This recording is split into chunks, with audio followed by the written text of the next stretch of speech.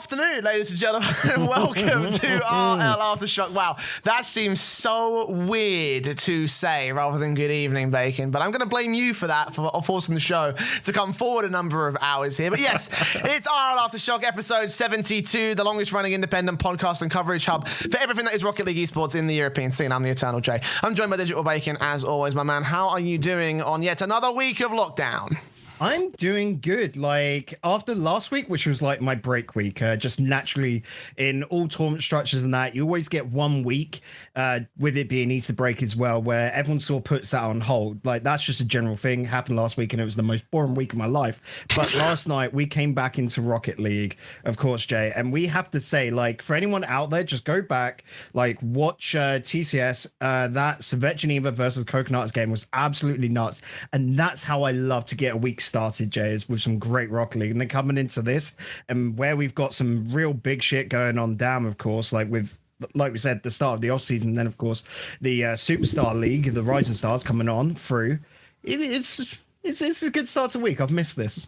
Yeah, I've missed it too, actually. And for the first time in about 2 months, we actually have this show live on an episode on the Twitch channel. So thank fuck for that. Unfortunately, it probably will be the only one that we'll have for another 2 months because of the shit. You were. God damn it, man! Honestly, do you know what? I thought I'd be fucking like free as a bird this virus season, but no. Counter-Strike has been knocking on my door.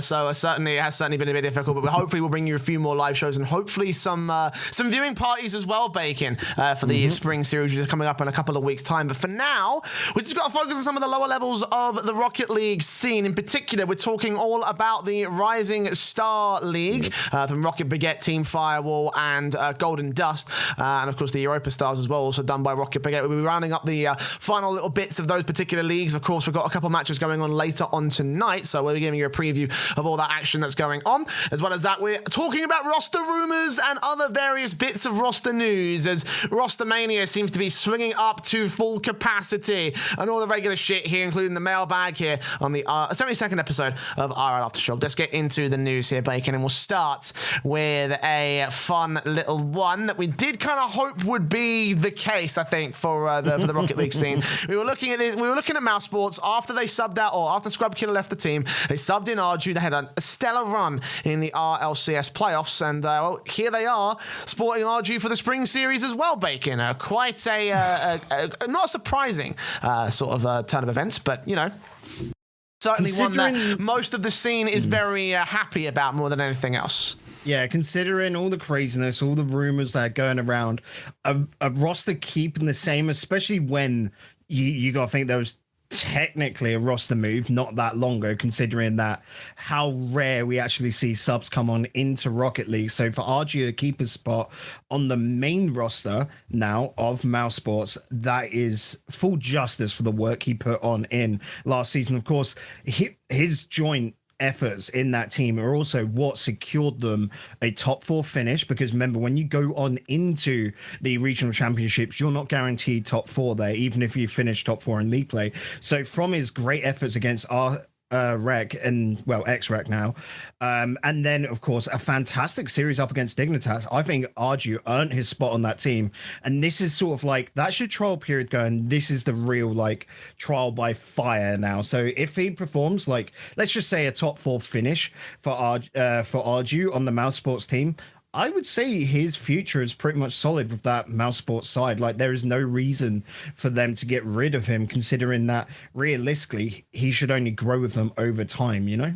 I mean, I've still got the jury out for Arju, in my opinion, in the context of this lineup. You know, like for me, obviously, I'm still trying to see how well he'll do, because he had one good tournament performance. Is the question of, well, can he replicate that over and over again? That's what makes a pro player a pro player. Yeah, you know, a couple of weeks, still a couple of weeks. Don't get me wrong, Arju did fantastic in those couple of weeks, but for the spring series, it will be a bit of a different beast. That being said, though, his efforts did give them the leg up, because Mousesports don't need to re-qualify for the spring series. So, you know, they're currently sitting in a pretty good position in Europe at the moment. moment. And, I think a lot of people, after they saw that performance, were just like, yeah, man, we got to see Arju do more. We have to see we have to see him sort of like just stepping up and continuing with this Mousesports lineup. And it seems that, yeah, for now, he certainly will be, Bacon. But just like going forward past the spring series, like, how long do you think it will be? Or do you think it's going to be like a semi-permanent fixture in this lineup? How long do you think that he'll be able to last with the likes of Speed and Cooks here? Well, when we look at the current climate of everything, basically you're seeing across the board with a lot of transfers in Rocket League, orgs are only wanting to go with free agents, like they're not wanting to pick up. You're already seeing that over in NA with a couple of the rumors about that. The biggest hole is actually having to pay a buyout clause because with the current climate as it is, no one's wanting to really spend money. So Arju, of course, being a free pickup, quite good. Who else would you go for at the moment with the climate? Like, it's a pretty hard selection out there, of course, when you've already got Arju who's proven himself, yes, over 2 weeks. And I recently put out a top 10 teams in the world ranking, and I put Mousesports at 9th, Jay. Now, a lot of people afterwards just went, why are you only putting them at 9th?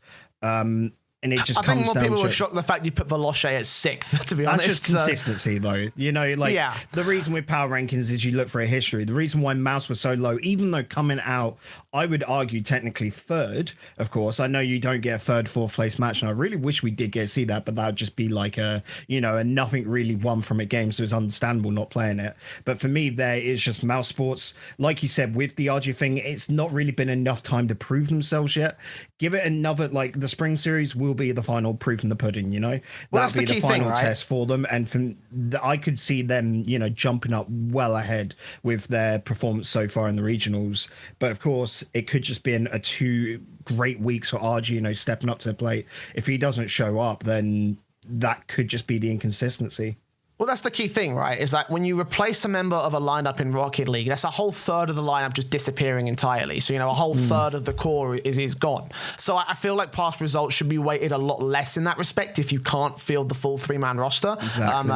And I think if you remove 2 players from that roster, then you shouldn't see any of the previous results at all. So, I think that's absolutely fair for my respect. I actually think the 9th place is a really good position in terms of a world ranking for Mousesports. And I can see them climbing those ranks post-spring series. So, hopefully you'll be able to do another one of those articles, Bacon. Hopefully June-ish time, yeah. Hopefully, we'll see. There's still a lot of action to go on in the Rocket League space, and with only one real tournament series, to be honest, it's still it's very sort of difficult to weigh them up, especially when we haven't got intercontinental competition. But for now, just back to the Mousesports thing. Obviously, I think I can attest to this being a great move. I absolutely love the fact that they're sticking with Arju. They could have easily just replaced him for somebody else and found somebody new, but I think that honestly, it's the right call to make at this stage, considering what he's brought to the team, and I think there's something to expand on with that guy. So yeah, there you go. Mousesports confirming their 3rd, and we'll see how well they'll do in the spring series as they have made it into that top 4 playoff position. But speaking of more roster moves, we're happy about the Mousesports one. Are we happy about Singularity, Bacon? So this was a tweet. This was a tweet from Nolly. Now, obviously, we were saying in previous episodes that we think that if there was a roster move to be taken on the Singularity side, then it would have to be Godsmilla that goes. And he's gone for the spring series. I don't know if this is going to be a permanent fixture or whether it's just for trialing out on this official capacity. But they have replaced him with Mognus. Now, I want to split this into 2 conversations here. The move away from Godsmilla. I think we can agree that is probably the best move that these guys could have made if they were going to make a roster move in the first place. Personally, yes. I would have liked to see them stick together and see if they can go another season, because they were on the upward trend coming out of the championship series. And I feel like that probably wouldn't have been the smartest move. But Bacon, I want to talk to you about removing someone like Godsmilla from this lineup. Do you think that's a good idea at this stage? So with the way we were talking in past, and again, reiterate that if you're going to change one of these players out, you change Godsmilla on that team. That can be taken, if you're looking at Shallow as us, putting down Godsmilla. He's not a bad player. The problems he had, which actually turned out to be one of their strengths in that Vitality game, was that ball chasing, going bullishly head first into opponents. Vitality didn't have an answer for that because they're not used to teams just sort of like full YOLOing, So there it worked for them. But against other teams that were ready for that, it just didn't work. I mean, you take it up against their closest rivals there of Endpoint, and you can really see the cracks in this team. So yeah, you would prefer them to stick together, especially when they just got new coach on in, that they start just fixing that, and really just Godsmilla finds out how to really sync up his playstyle. So going from Mognus here, which Mognus is a good player, don't get me wrong, it just feels like you're taking an area which you already know and you can improve on,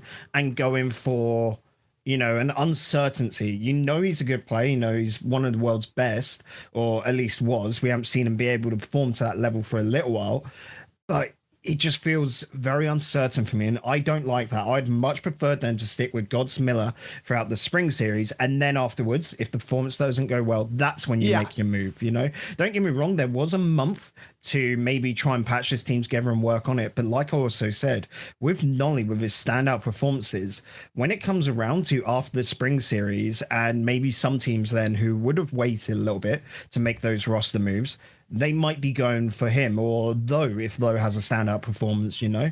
So by them going so early, they're only leaving the door open to near enough a devastating next season. You can't be, you don't want to be the first to initiate a move and it being a shaky, almost sideways maneuver. You know, you want it to be a massive benefit to your team, an upgrade of such. And this, I can only say at best, is a side grade. So for me, Singularity, I look at that and just say, what are you lads doing? Honestly, like I don't even think this is a sideward movement for me. Like, I think that Mognus, I think that the whole of the XTSM side was just fucking dreadful by the time we hit the promotion playoffs. And it's not just, you know, not just the case of Remco retiring and Metza not being Metzenaris anymore. I think Mognus also had a hand to play in that and everything. So like, why would you go for this guy at this stage, considering your stock is up and his is down?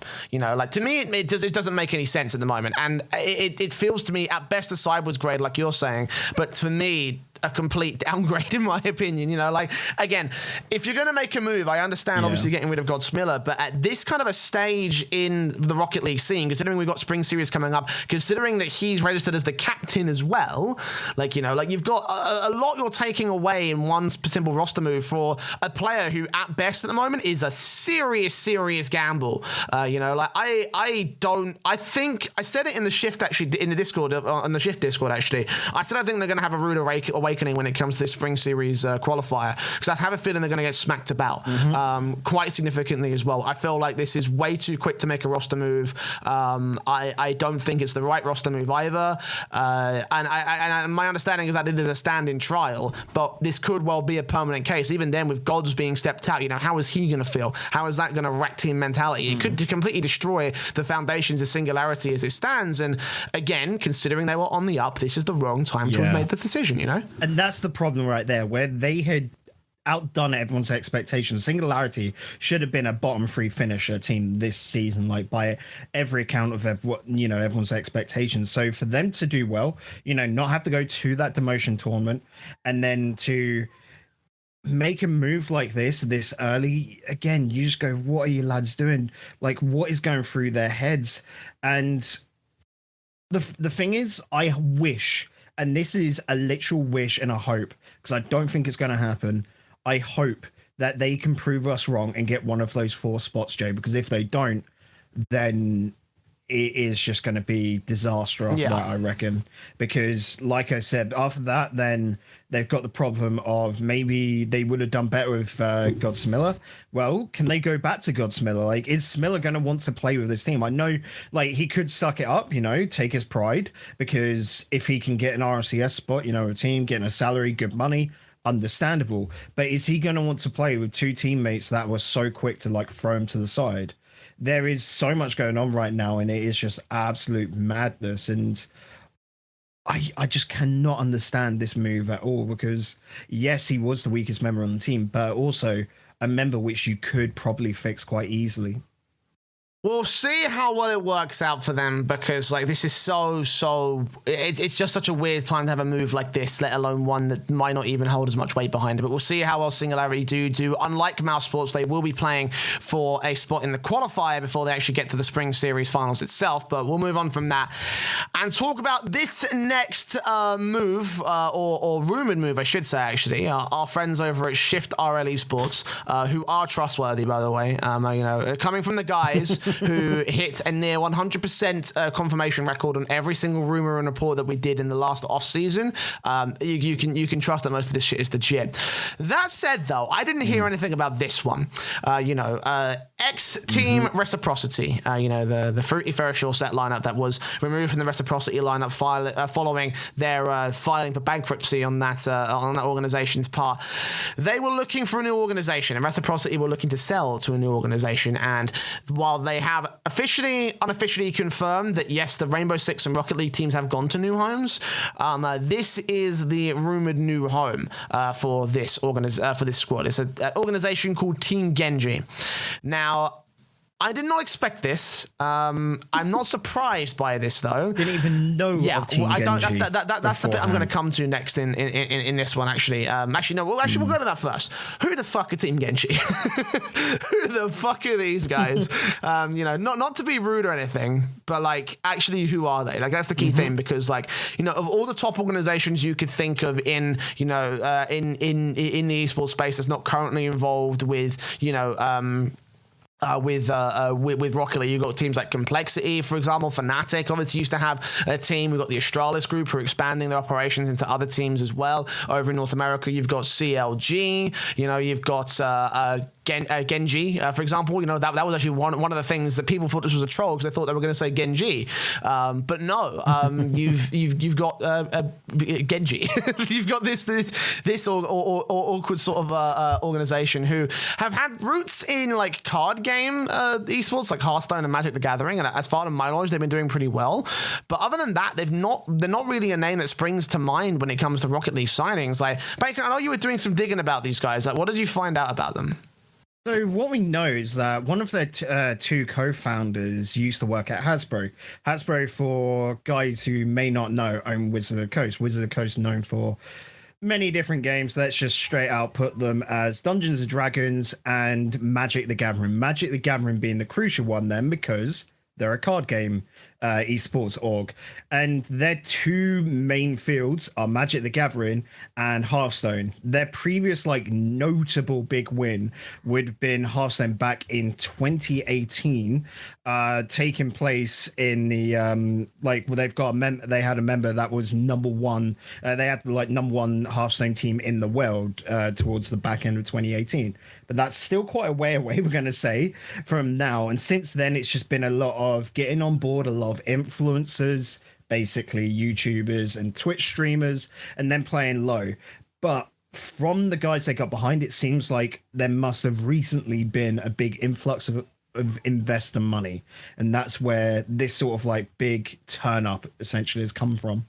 Yeah, and I feel like that seems very appropriate, all things considered. You talk about organizations and how they're funded, and a lot of it is down to venture capitalist sort of money, investment rounds over and over again. And based on the fact they're picking up an RLCS team, it does suggest to me that this organization have just found another round of cash. But there's still a lot of digging to do, because obviously the one thing that everyone sees or everyone thinks of when they see a new organization entering the field, especially one that's very unknown, is, are they legit, and are they going to potentially pull out a red reserve, for example, because that most certainly would not be healthy for the scene, and it would kind of, it would cuck the ex-rec guys more than anything else, and I feel like that would be worse than anything for that particular core. That is assuming this is all going through. Again, I've not heard anything from my sources about this particular organization. I have had one tell me that they're 99.9% certain that this is going to go through. But that's still that 0.1% that makes me think, okay, this is still a rumor. Let's hold out until an official announcement, The only reason why I could say it's not going to happen would most likely be player salaries, and at a time like this, if you're a player, one of the ex-rec guys, you should probably think about taking a salary, you know, because you're probably not going to get many orgs that are interested right now, and hence why it's going to a lesser known team. You know, you're not going to get your Liquid looking on in or Liquid. I haven't been looking in for a very fucking long time, mate. I know. Like straight up, and all of that sort of jazz. So going to a less known team that probably are going to be on a less known salary. Like we've seen some of the guys coming on up from the RLRS recently have been on much lower salaries than, you know, the RLCS players in the past, and that's just because of the climate. You've got to go for where you are going to get money and not necessarily wait out for half a month, a year until you can get the salary that you want. You know, that's just, it's all about supply and demand, and no one's really supplying that at the moment, so you just got to go with what you can get. And Team Genji, like from our little poke around, no one had said a bad thing, you know, about them, but again, they don't have a massive amount to show. It's been just very minor. Like I said, for me, the large part is just been influencer stuff, you know. So this to me seems like a little bit like a big story, a bit like BDS, you know, coming out of nowhere essentially. BDS again, like both these two orgs were only formed in 2018. BDS has just had the success in Rainbow Six before they acquired their Rocket League team. However, like with Genji, they're picking up the Rocket League team to make their success, to make their name known. And I feel like, you know, it can't always be, it's not always a bad thing, obviously, to have new organizations involved. Like BDS have had a very successful run since they picked up ARG. And obviously before that, we had Veloce, for example, who a lot of people turn around like, who the fuck are these guys? In the same sort of way that we are doing with this Genji lineup. So, you know, obviously those are organizations that have had, you know, success to varying levels of degrees.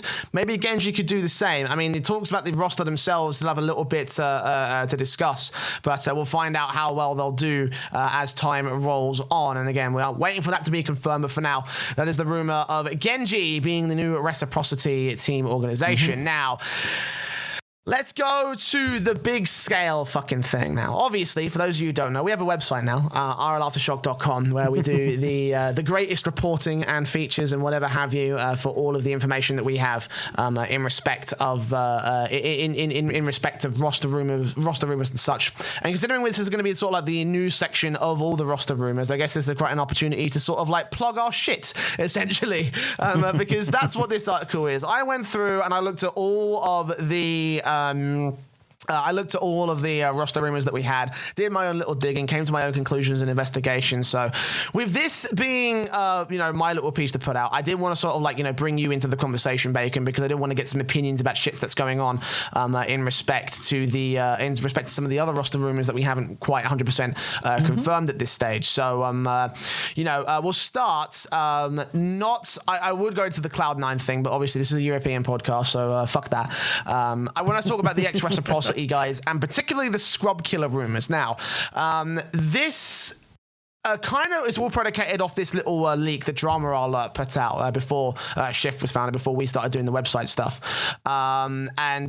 You know, this particular part, sort of like this particular sort of like screenshot that they put out is a DM from someone, an anonymous source who claimed to be basically someone who knew people from the Reciprocity PUBG team, and then they had a couple of things to make note of. The number one, Reciprocity are dropping out of Rocket League after the season, as they have, and secondly, and that was the thing. That was what was known at the time. Yeah. Everybody knew. Reciprocity did just announce the fact that they were fucking off essentially because they couldn't afford to spend to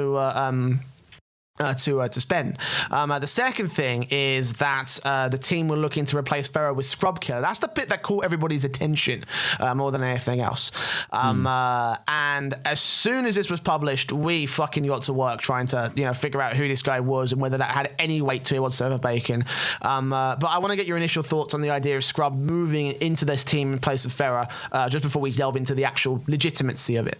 Like, the reason why it's just like a legit 4 anyway is because Scrub Killer's of a level that would naturally work well to replace Farah in that more assistant midfield role, and an all-round player on the Rec side, or the ex-Rec new Team Genji, I guess, side, whatever, would make sense there. But the thing is, like, again, with scrims being so hushed and that, it's a little bit odd, because if I was in the current state bringing on a new teammate and I was the ex-Reciprocity lads, I'd want to be scrimming all the time right now, considering we've got the upcoming spring series.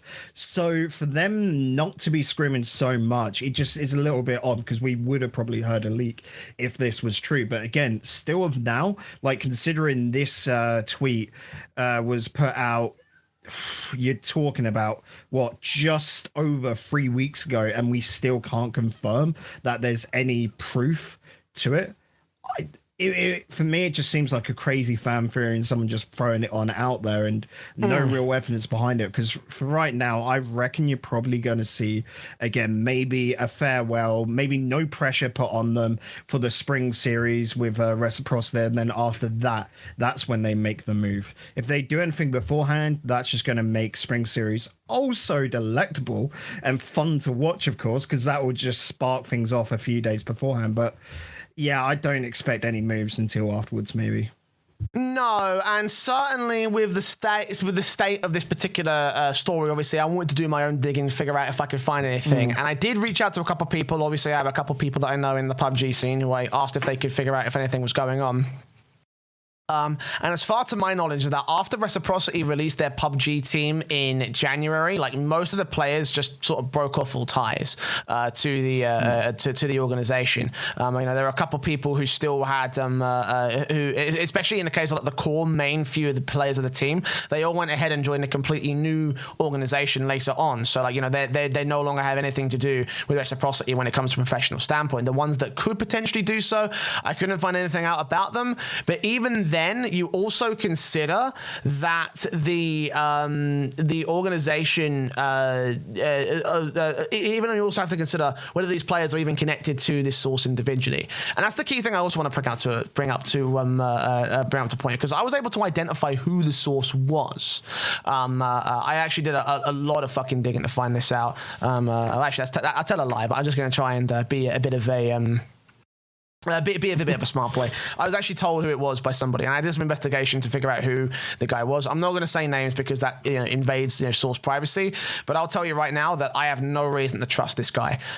He doesn't follow any of the ex-rec players on Twitter. He has no known connections or interactions with these guys in a public sense of form. And again, talking to my contacts from PUBG, there isn't much to go off of when it comes to that this source's connections to the PUBG side. So like, I honestly think this is bullshit. Like I think that, as you mentioned, like it's kind of just a fan sort of like throwing piss into the wild and hoping that something goes well for them, because like I have no reason to trust this whatsoever.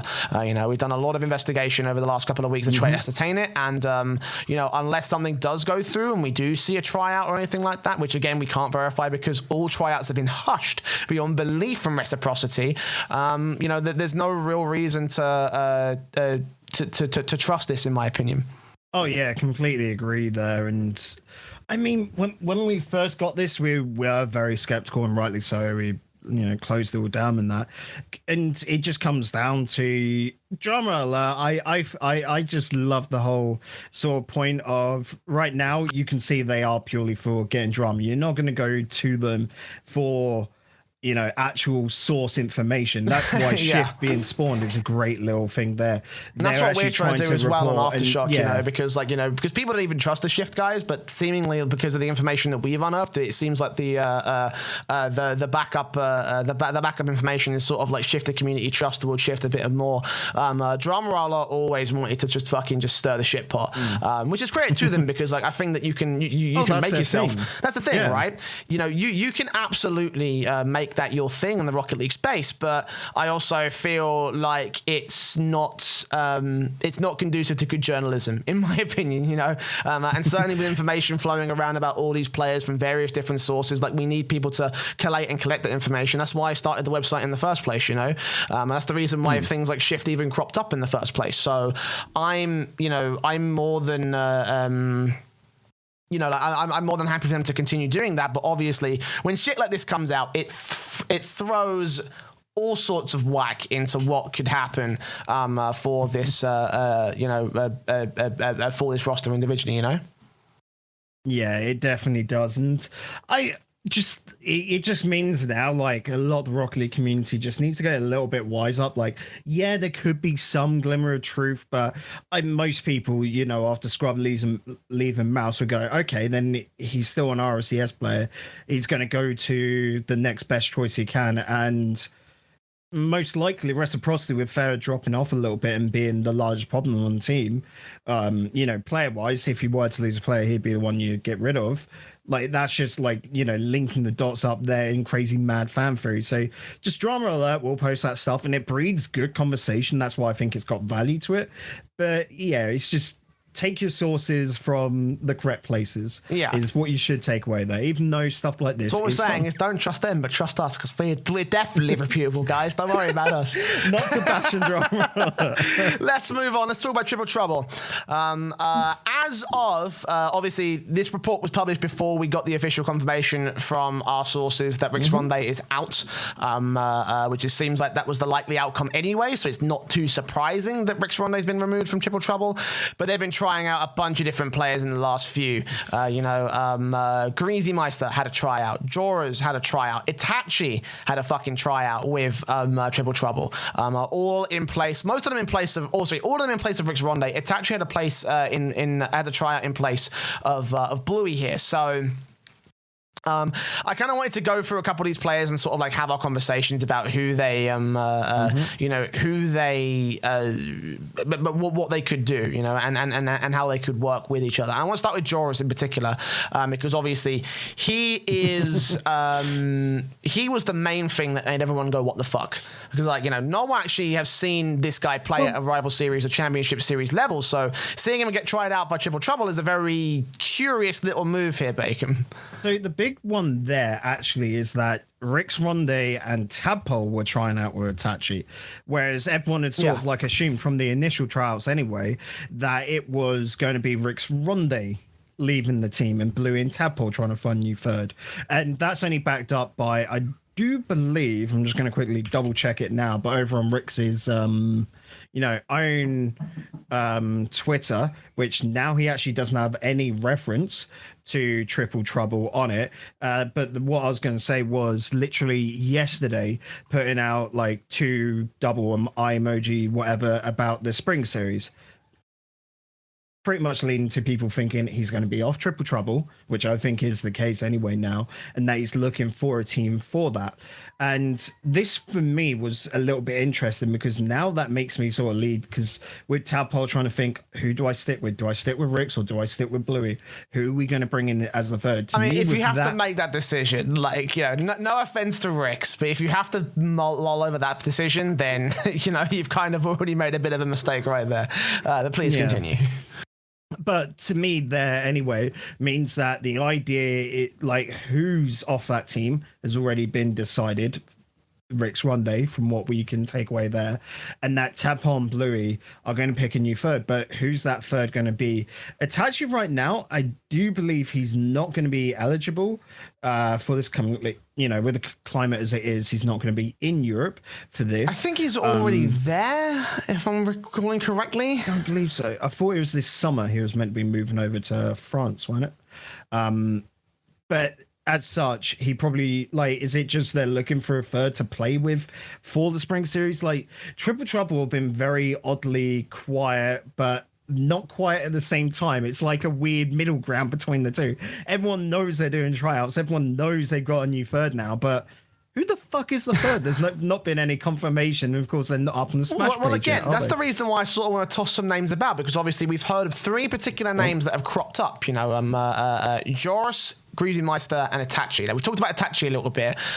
Joris is the other guy. Again, that's the key thing I wanted to focus on initially, because you know, we've seen a little bit of him in the Rising Stars League. I think he's playing on that I can't say the name of the actual the team, but it's like JorJaJo or something like that. JorJaJo. Yeah. So like he's been playing on that roster, but like, you know, comparing what he's done there to, you know, the rival series level, like, is this tryout potentially going to be successful for him? Will Triple Trouble find something in Joris? Like, you know, we haven't seen any of the scrim results or anything like that, so the best we can do is sort of speculate on what can he actually do from here. So I think from what people have been saying, like, from seeing his performance as well, he is of an RLRS quality straight up. So him moving on to Triple Trouble makes sense. He's played against quite a lot of the, bigger level players anyway. So they all know of him, and he's been around the scene since near enough like day one.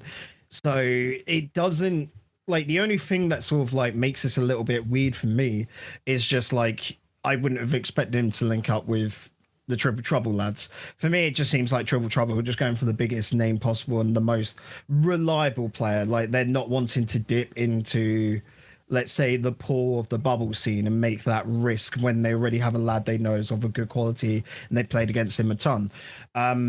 That's where sort of like the Joris idea was there as well, because he's been making the rounds through 6 mans, has been upping it there. He's already shown his level and is just finally old enough to be able to play in the RLRS and all of that. So that was more of like the riskier attempt to go for that. And when you're looking at other teams around as well, there's a lot of players which the Triple Trouble lads could go for. So it just feels like a little bit weird for me of who are they honing this down to? Because, like I said, I reckon they've already got a lad in mind. But for us looking from the outside, we have no clue who that is for sure. Yeah. Well, the third player, obviously, that's been touted has been GreasyMeister. But is that just for the spring series and then afterwards they change that out? Well, that's the thing, right? I don't know if it's a permanent fixture or not, but regardless, why the fuck is Greasy even in this conversation? Like, is he about to blag his way onto another RLRS or RLCS team? Like, I don't know what stock he has left, right? Like, for real. Think about the teams he's been on since Flipside Tactics. Envy, Complexity, We Dem Girls. All three are rosters that have absolutely fucking tanked under his rule. In certain cases, directly because of him.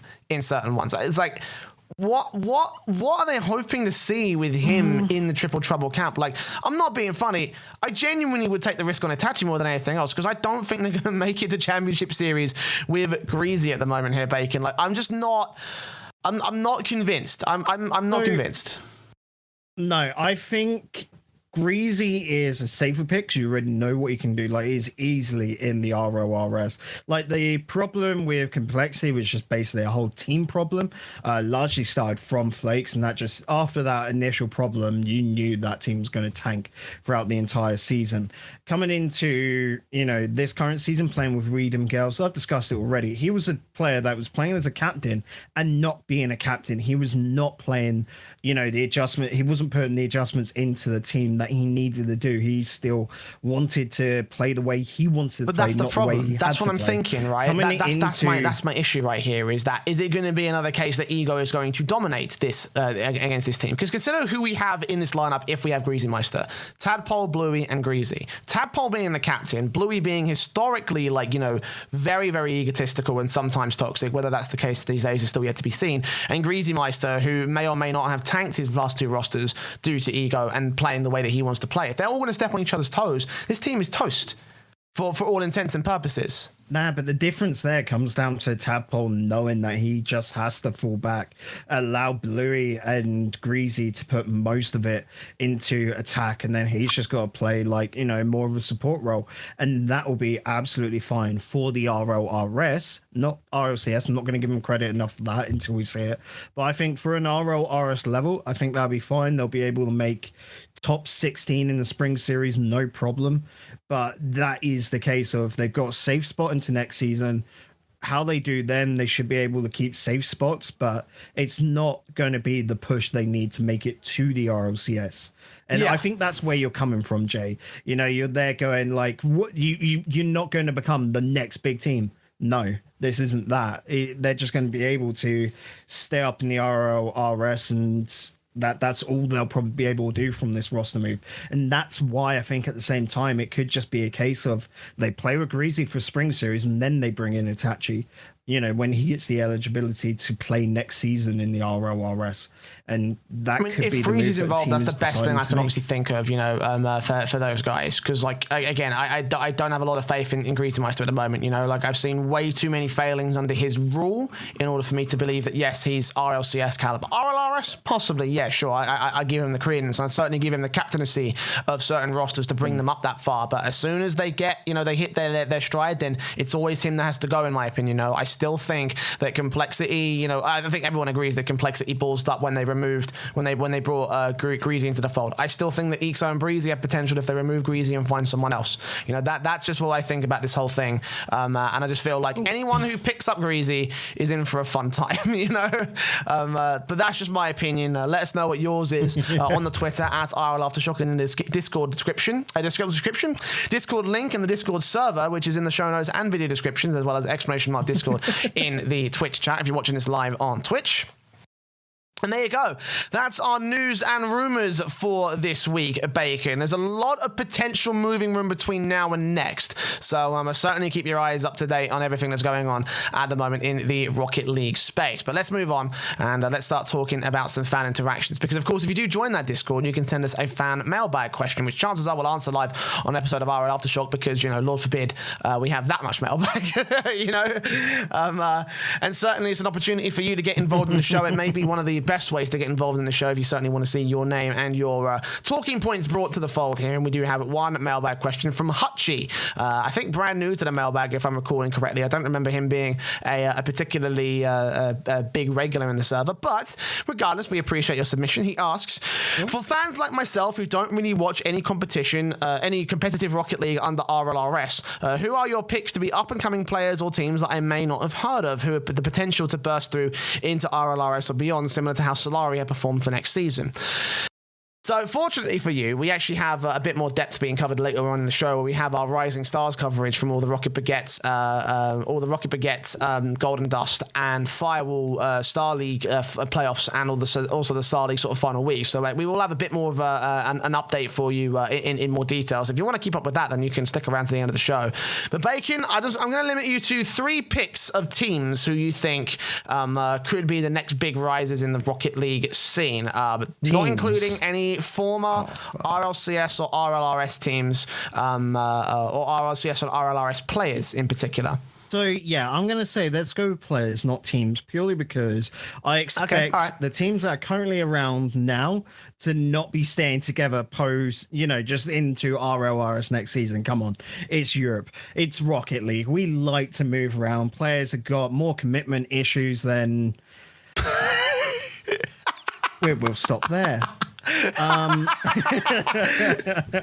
Let's not get personal here, Jay. Hey, so moving into this, like for me within Europe, because we'll keep this to Europe as well, because I feel like that is the show. Why would we talk about NA? Right now, like the big movers within Europe for me, I've liked what I've seen from the growth of Archie. He's apparently like Archie, Jerus, and apparently Jack. I quite like those 3 players at the moment. There's some like, I'm going to say like ego problems, whatever you want to put it down to, apparently, with all the players. I don't know personally. They generally have had a bad rap about them. And for me, I'm just saying like they seem the most promising out of the new talent coming on through, because like when you got teams like SUPRMODE coming on through with say Boomquick, Lewis P, and Rubik's, like they've been growing over time, but they don't seem to have improved their standings upon last season. You know what I mean? That's just the problem, and I don't know about Spanish teams enough at the moment. That's going to be coming up over the next few weeks of like the Superstar League, and that'd be interesting to keep an eye on. But for me right now, those 3 lads I think have got big things coming up. But the problem is, Jay, that I see very similar things to stuff like Ixo and Blurry, where I thought they were just going to absolutely burst onto the scene, and then from the last season what we saw from them was not really a burst but a squeak. Yeah, Yeah, I can see where you're coming from with that. But I think that's just sort of the nature of Rocket League and punditry in general, is that, you know, we can make predictions about who we think is going to be the next big thing, and sometimes we'll get it wrong just because, well, sometimes there's an aspect that we haven't considered.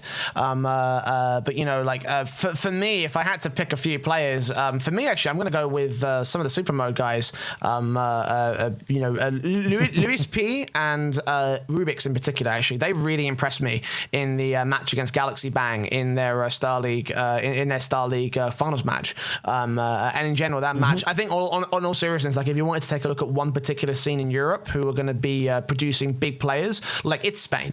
It's Spain right now, because they have just got some absolute mad lads in that camp. You know, obviously SUPRMODE and Galazy Bang being two of the big teams that we have to that we talk about in quite a decent stance. So certainly keep your eyes on those guys.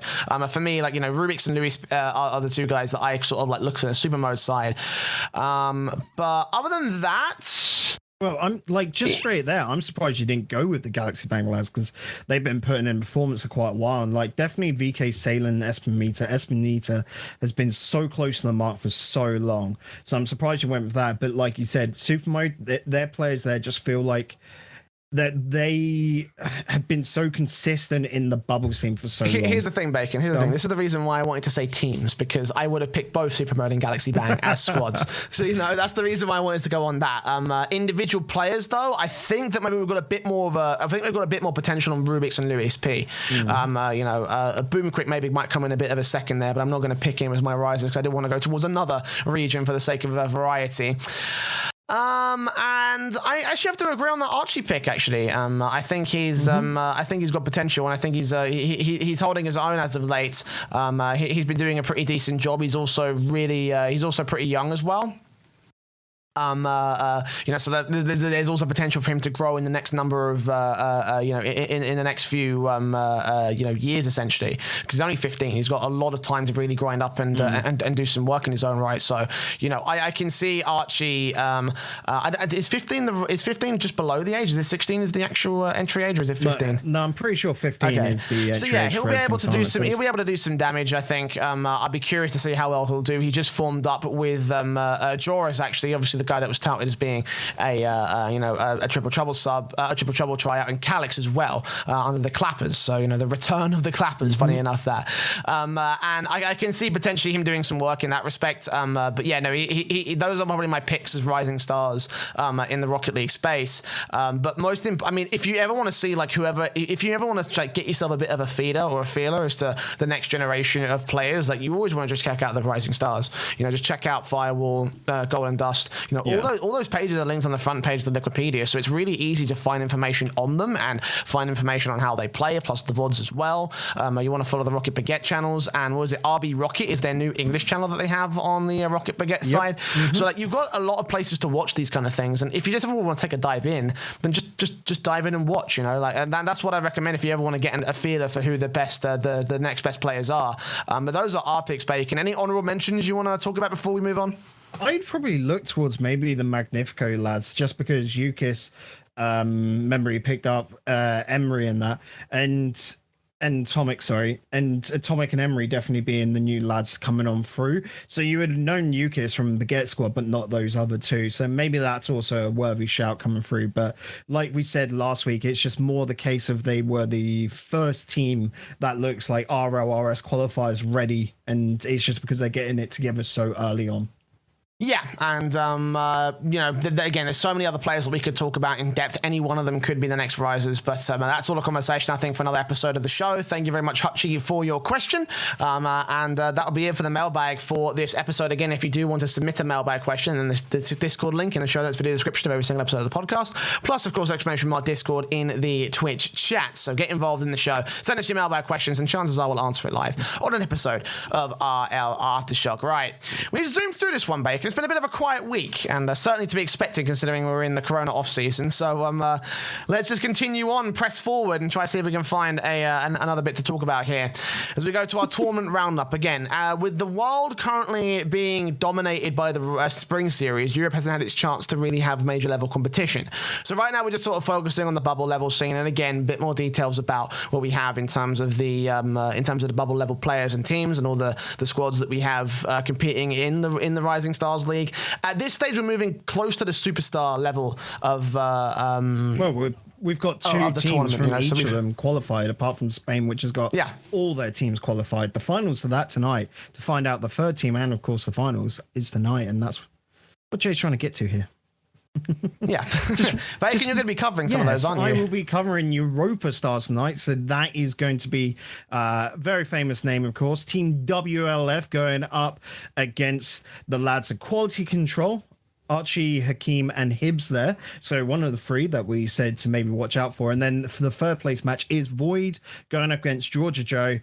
I would definitely say for Europa, watch on in, not for me, but also looking over to the Rocket Baguette stuff. Like, I think that's not going to be happening on tonight due to a couple of problems going on there. That's the final matches. I didn't realize. I thought they were all being played out tonight, and no, they got played over the weekend. I think the only one. Yeah, the only ones that remain are for the Europa stuff. So if you want to get, we'll also be giving you a preview of the final couple of matches we have for Europa Rising Stars. So make sure you're tuning in at the end of the show and we'll bring that to light. For now, though, let's focus on the Firewall Rising Stars League. Of course, we had our 6-team playoff for this particular tournament.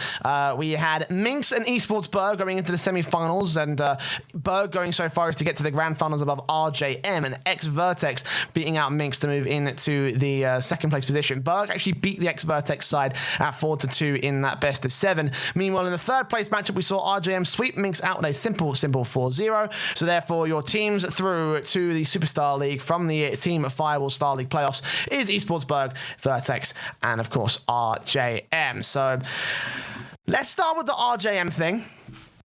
Obviously, we've talked about them in high regard in respect to the in respect to in respect to the rival series. And credit to them, they did lose to a team that did end up going on to win the whole tournament. But if you take a look at the lineups pound for pound, I would not have expected RJM to lose to Esports BERG, let alone lose as hard as they did in those semi-finals, Bacon. I'm just going to say right now, even after seeing these games, who the fuck are Esports BERG?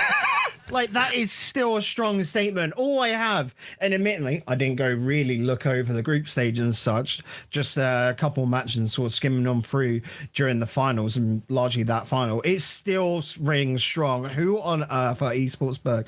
I have never seen these players before, and I'm just pleasantly surprised. I definitely know going forward in the Superstar League, I will be keeping an eye out for them, because if they've done this kind of damage to an already established team like RJM, I want to know how far they can actually go. Is it just a regional thing, maybe? Because you do get each little sort of area of Europe. So let's just say the UK, France. We've definitely seen it with Switzerland, Germany as well, and Spain, where you get different sort of unique styles of Rocket League, which sometimes don't work when they get applied to the European scene as a whole. Like, that's just how stuff like the Spanish Bim Bam, like when that first reached the European sort of scene from their own little, sectioned off area, everyone was like, what the fuck are these Spanish players doing? They're just chasing the ball.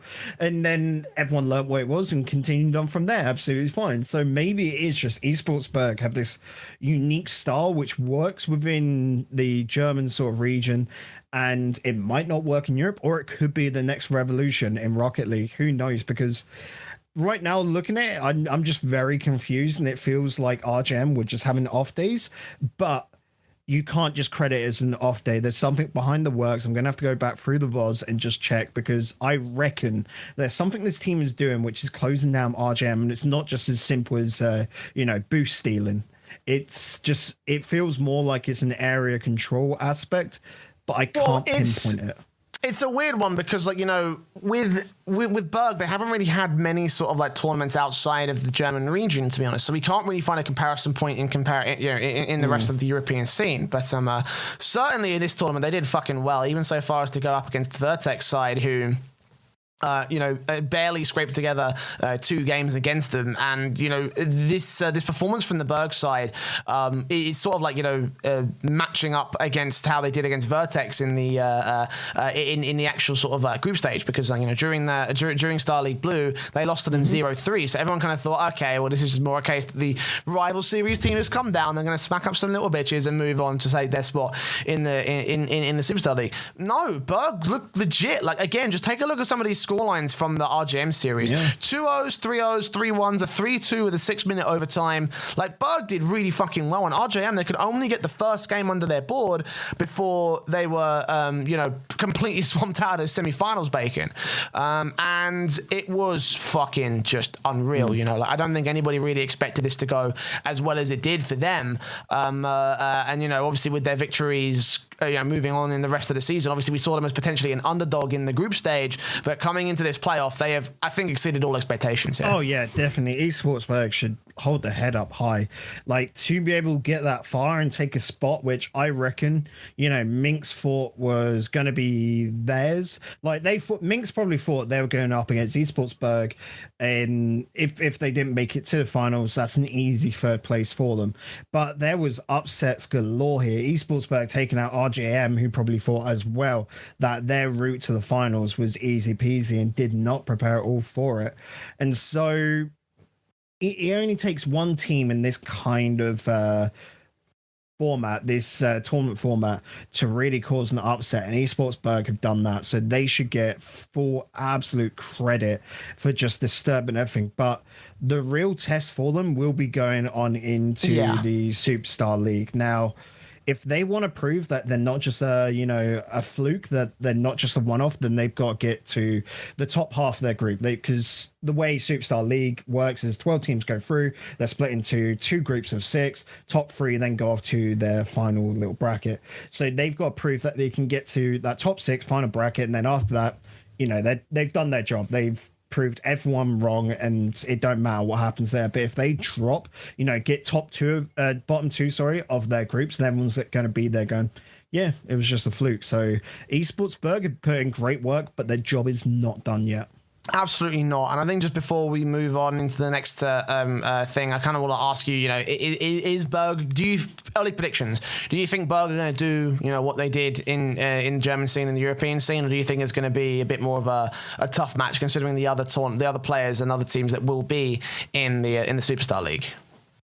So going on into this, realistically, I'm just going to say that the Firewall Rising Stars, the German league, was the weakest out of all. You think so? I think personally. Okay. I think it was.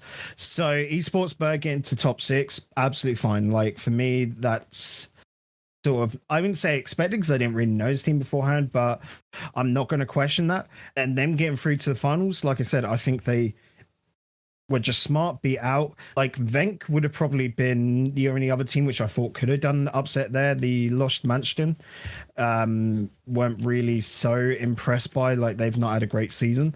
So for this going forward, I'm just there going, they had a good on the day performance, but it's got to be more than that, and realistically, I think it just comes more down to Minx not being prepared and just getting completely upset there. The same with RGM to a degree, because RGM should have been really coming out of that group top. We've seen them in the past. They should be able to easily beat out the ex-Vertex guys. So RGM probably just came in today sleeping and got swept. Well, not swept. Yeah, I mean, certainly, again, it's impressive for the BERG side, and I'll keep my mind open. I think that's the key thing. I want to keep my mind open about what they could do. So, I think everyone should probably do the same thing, because you can't beat teams like ex-Vertex without having something to your name. So, congratulations to them, obviously. Let's move on to or RGM. Yeah, that much as well. Or RGM. They took out 2 this season just gone RLRS teams. So that's fucking absolutely impressive. It is. So. Let's move on to Golden Dust next. Obviously, the Spanish side, which, I talk about these guys in high regard because I really, really fucking enjoy some Spanish Rocket League, as has been proven by this very tournament. If you were watching this, you will absolutely love the hell out of some of the matches, especially that grand final. In fact, if I had to pick one game out of all of the Rising Stars playoff series, it would be Galaxy Bang versus SUPRMODE. This was an absolute slog of a match. But before we get to that, let's go for the bracket to give you a quicker roundup of how things went down.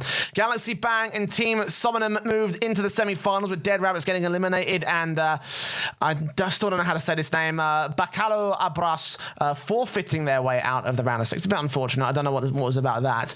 And then in the semi-finals, SUPRMODE took on the Somonum side to go 4-3 into the finals, and Galaxy Bang 4-0'd their way against Pushing Gaming.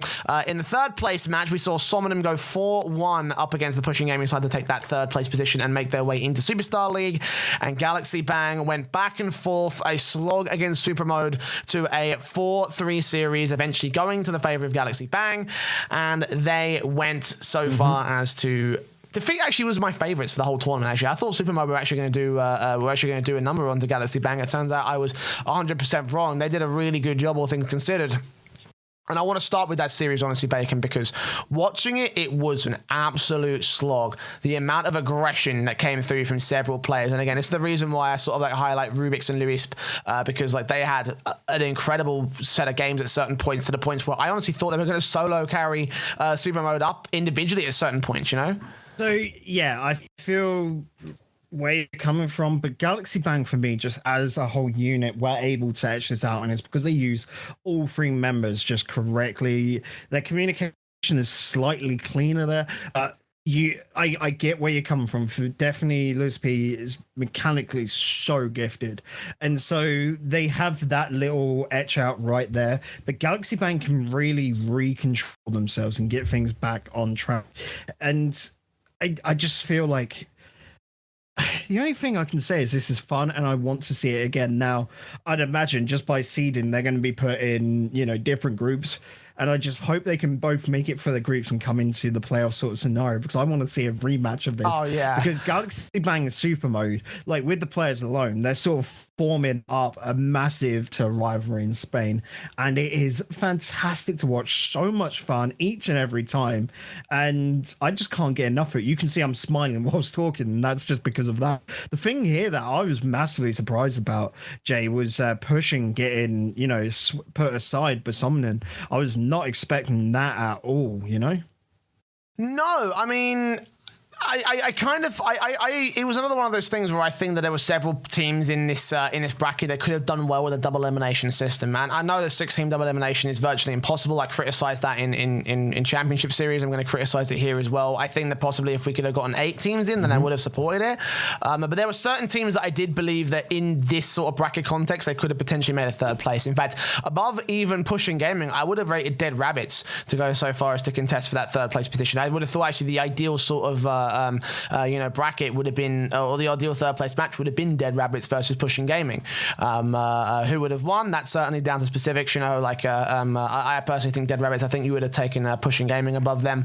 But for me, I feel like some of the formats do need to see a little bit of work, because it was one single series that basically cost the future of the season for Dead Rabbits. Dead Rabbits especially. And to be fair, they did draw against Galaxy Bang, who basically stomped their way straight through to the first place position. But even so, I feel like that a second opportunity would have been in tow, because I think that some players would have gone remiss in this tournament. Yeah, so the biggest problem just comes down to, again, and it's not the biggest problem, but seeding between the two. I would argue that Star League Red for the Golden Dust was a lot harder than Star League Blue, and so when you've got Galaxy Bang coming out second, only one place behind SUPRMODE, and then Dead Rabbits came out third, and you're just there looking and just going straight up in this playoff bracket, just going, I'm sorry, Dead Rabbits, but you're literally just going to be Dead Rabbits at the end of this because Galaxy Bang's that harsh. But you look in Dead Rabbits, the biggest reason why this sort of played out the way it did, because I would say Dead Rabbits shouldn't have even been in there. And it all comes down to RCD Espanol losing their spot, So Dead Rabbits just was not up to that level. And that's why I'm saying, like, it just came down to seeding, because Dead Rabbits wouldn't have got that spot if RCD didn't, you know, have their little debacle. That's not to go into right now. We've gone over it in the past. We did that last week. Don't worry about that. Yeah. If you want to find out about that, head back to last week's episode. But yeah, that's just basically it's a Dead Rabbits, not the same team as you saw in the past. That team sort of split up and, well, largely made up the Galazy Bang and SUPRMODE side. So Dead Rabbits picking up their new roster, and it is nowhere near as good as the Dead Rabbits that we saw last season. I disagree. I think they, I think that, you know, I think that obviously, I think that did they draw against RCD if I recall correctly? I can't remember specifically off the top of my head. The results aren't there on Wikipedia anymore. But, you know, I think the Dead Rabbits were contesting. Again, I don't think that they would have gone so far as to win that third place position, but I think they would have made that third place match had we seen a double elimination bracket go forward. So that's just my take on things. I mean, you know, obviously those are all format changes to be made for later seasons if that's the case. For now, we have to sort of accept the results as they were. But I don't think that stopped the top teams from making it out of this particular Star League. You know, I think that we got the right teams in at the right time, and they certainly had a stomping grand final. Again, go watch that match if you missed it between Galazy Bang and SUPRMODE, because you will be very impressed. You'll also love the commentators as well, because they were fucking hype as shit.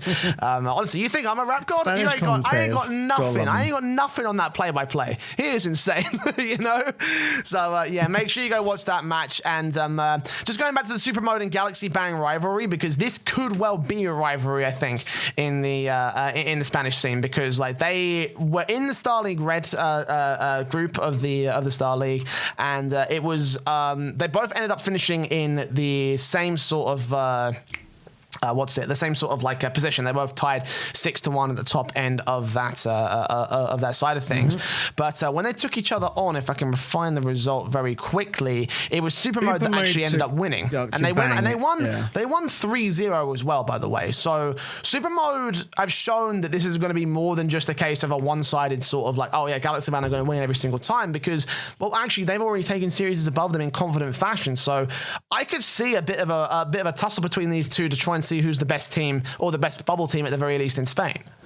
That's why, like I said, I want to see them again in the sort of top 6 of Superstar League going through to those finals, because it needs to happen. We need to know who is finally the top team. We've had it go one at a side so far, but you need that, you know, best of 3 finish right now, because it's just absolutely crazy and loving to see it. But what we saw, you know, with the rise of RCD is that Spanish Rocket League is legit. It is able and could start, you know, and with BDS as well, of course, it could start rivaling the French sort of style of Rocket League. And we've already seen how disastrous, you know, that can be to a lot of other regions. So it'll be interesting to see us go forward, because these are like the next guys in line, both Galazy Bang and SUPRMODE. And it's just going to be who can get there first, because by the time that it comes around to the RLRS play-ins next season, like, you know, September-ish time, these lads, with how much is going on, should be able to finally be able to etch out spot. They were close last time, but it's all, you know, worlds colliding, getting there. This will be the moment for Spanish Rocket League to really hit the big scene. And that's with, you know, already 2 RLRS Spanish teams showing up. Absolutely. Like, again, all the exciting squads are coming out of Spain, so keep your eyes on these boys, and certainly watch the Golden Dust Rising Stars for next season, if you will. But another team that has also been well represented, or another region, I should say, that's been well represented in Rocket League has, of course, been the French region. So, of course, we have to cover the Rocket Baguette Rising Stars French division, which the playoffs went as follows. We're yet to play the third place match, although actually I'll get to that in a moment here, because we did receive some information about that before we went live. But in the round of 6, WithMYBoyz beat Baguette squad. Don't get that mixed with the Baguette squad. Servette Geneva beat Space Knights at 4-1 for both series, and then WithMYBoyz beat Zulu Chang in the 4-2 series in the semi-finals, and then Servette Geneva 4-0'd Solary. WithMYBoyz 4-1 in the grand finals above Servette Geneva do take that first place position, and we're yet to see the third place match. Now, I was going to do a bit of a bit here about how Servette Geneva have somehow managed to find the form in their back, and now we can be excited about Swiss Rocket League like we always are, Bacon. But this also comes in the shadow of the asterisk that Solary are set to forfeit their third place game.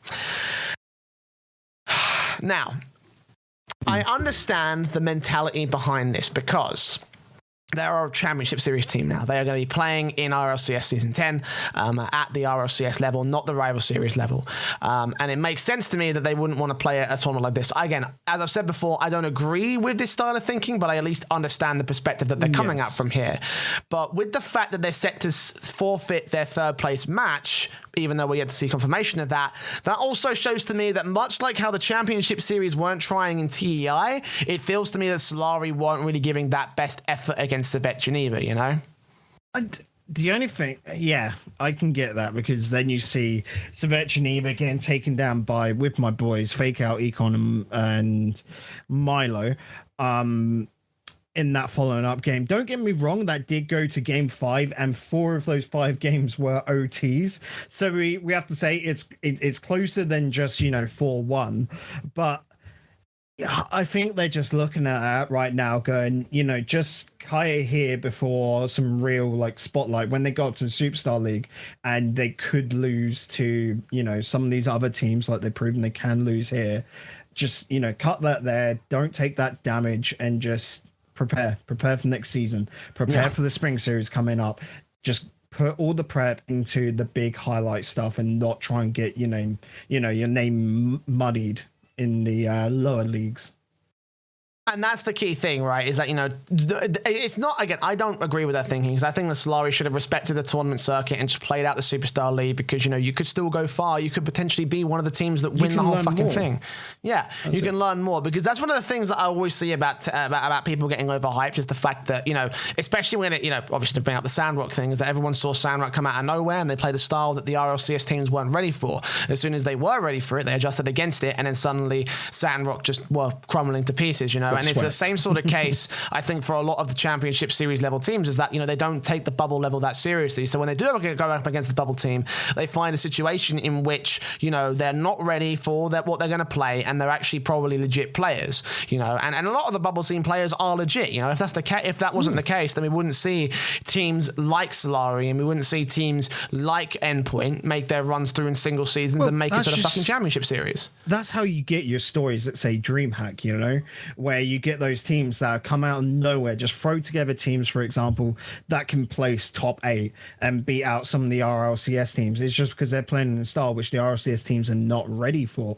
And where does that all grow? Here in the lower leagues. So Solary, for me, the reason why I'm saying this is a bad idea and why you're saying it is because they've got to learn how these lower league teams are playing. And sometimes you can actually pick up on certain things which they're doing, which you can go, if we transition that into our gameplay in the RLCS games, we can beat out some RLCS teams. Absolutely. There is 100%. Yeah, there is no, just mystery about that.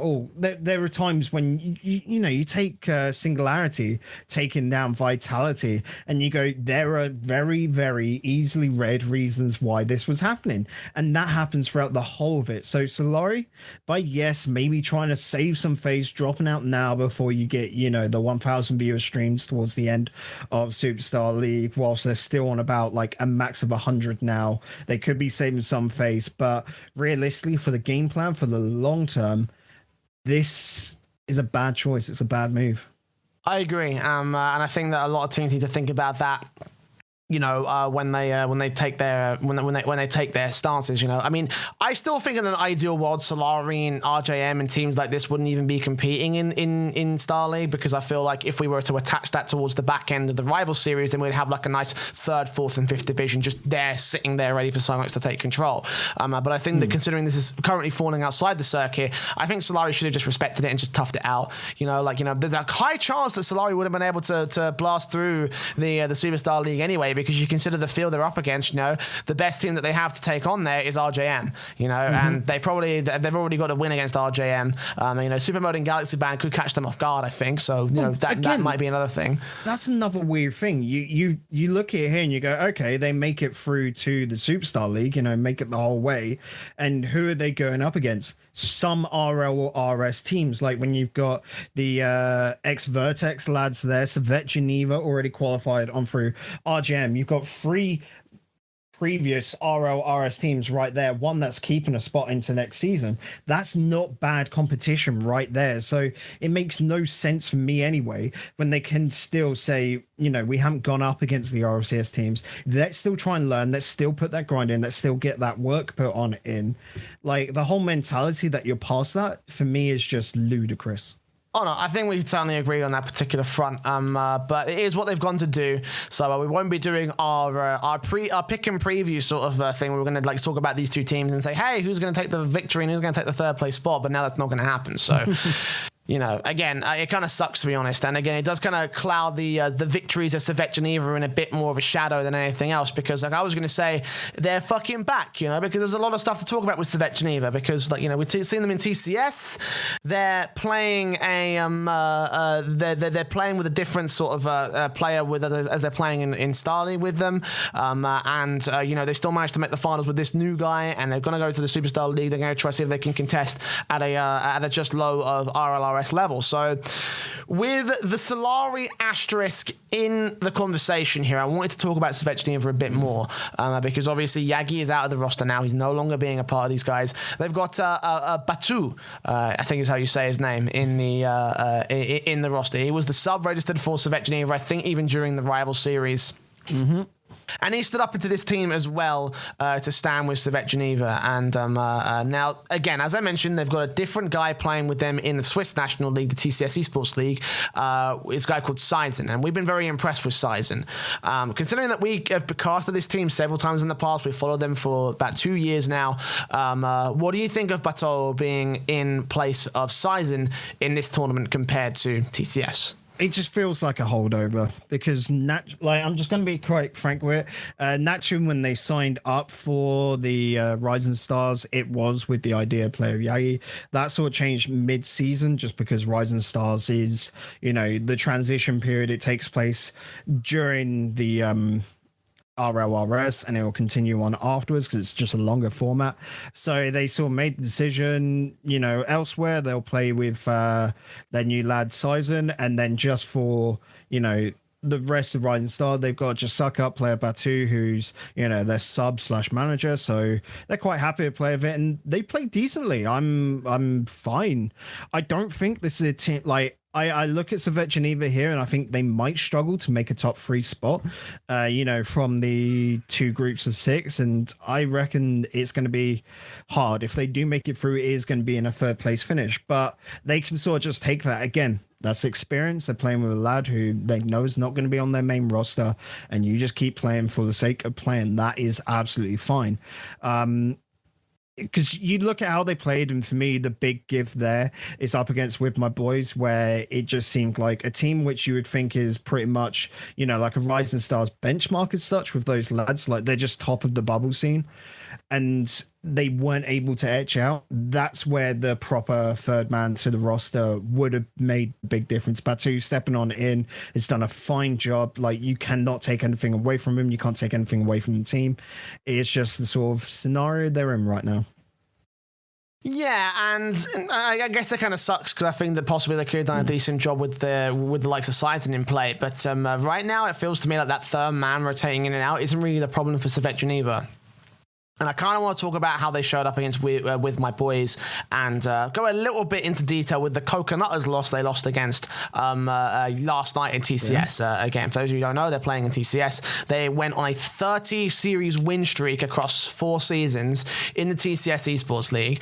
I did the maths earlier today, but I had to confirm it was not 29. We were 1 off. So we fucked that on the broadcast. But, you know, I went nicer through rounded number. It's a much nicer round number, yeah. 30-0 is how they went in that league, and then they lost to the Coconutters. And I think a lot of the issues there, replicated in that series, were also seen in the WithMYBoyz series. And I'm going to draw attention to him. It was Mira's confidence when it hits the ground. All of Servette Geneva crumble around him. They crumble to pieces, and I don't know like how you fix that, because like, you know, I said, look, because we were saying throughout the entire RLRS season, like, look, once he gets going, once he's confident, he's going to be absolutely popping off. He's going to be a fucking championship series level player.